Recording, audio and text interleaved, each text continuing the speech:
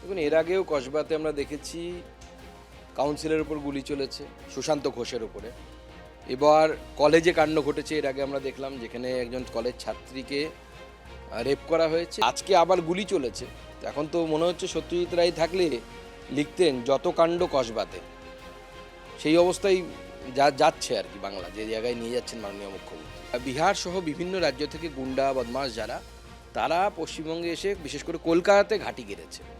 এর আগে আমরা দেখেছি যে মুজিবুর রহমানের হত্যাকারী তিনি প্রায় 20-22 বছর ধরে বামফ্রন্ট আমলে এবং তারপরে তৃণমূল আমলেও যথারীতি লুকিয়েছিল। পরবর্তী সময় এনআইএর লোকেরা এসে তাকে তুলে নিয়ে যায়।